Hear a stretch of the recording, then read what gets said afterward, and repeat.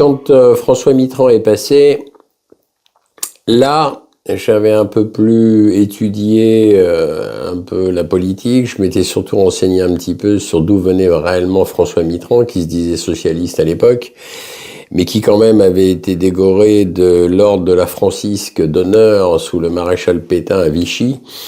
Quand même, et pour être décoré de l'ordre de la Francisque d'honneur à l'époque du maréchal Pétain, il fallait donc écrire son allégeance au maréchal, faut le savoir quand même, hein. Donc ça m'avait un peu interpellé. À l'époque, quand il a été élu, François Mitterrand en 81, seul le Front National, mais le Front National n'était pas respectable. Donc seul le Front National l'avait dénoncé, à juste titre, hein, parce que l'information est vraie. Elle est vérifiable sur Internet, on peut le trouver. Donc, mais il valait pas en parler.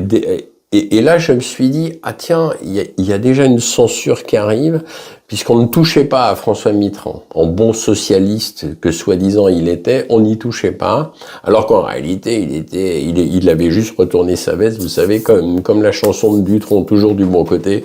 Ce qu'il faut comprendre aussi, c'est que la France est sous domination atlantiste, donc d'obédience américaine, nous sommes bien, enfin anglo-saxonne, je dirais, depuis Pompidou. C'est-à-dire que le seul président en France que nous avons eu qui n'était pas un atlantiste, c'est le général de Gaulle.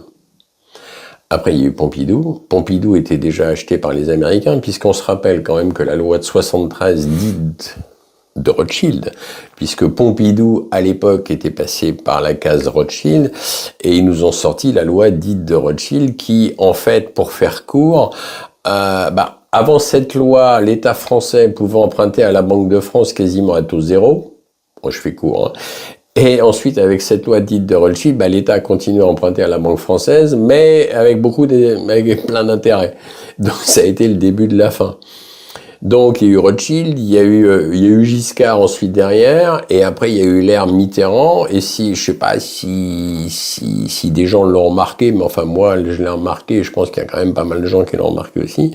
Mais depuis l'avènement soi-disant socialiste où tout allait être bien pour nous en France, on a quand même eu droit à des augmentations d'impôts comme on n'avait jamais vu, et ça a été le commencement de la fin. De toute façon, les deux quinquennats Mitterrand, ça a été déjà un petit coup, il y avait un ministre de droite et de temps en temps il y avait un ministre de gauche. Il y a quand même eu des affaires un peu glauques, hein, sous Mitterrand, hein. Quand même eu quelques suicides un peu bizarres. Je fais référence ici à Bérégovoy et à François de Grossouvre en plein milieu du palais de l'Élysée d'ailleurs. Donc, et puis il y a eu toutes les affaires d'argent avec les amis Mitterrand, etc., etc. Et ensuite, on a eu Jacques Chirac. François Mitterrand, de toute façon, s'est toujours défendu d'être pro-atlantiste, mais en réalité, il l'était.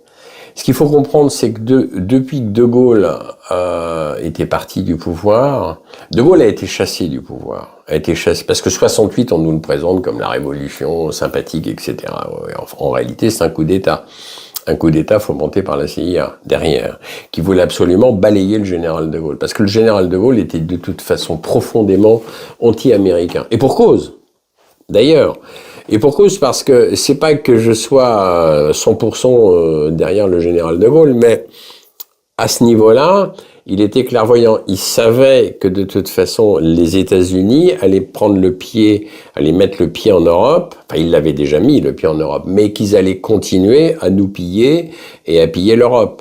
Ce qu'il faut comprendre, je fais un petit retour en arrière. 1917.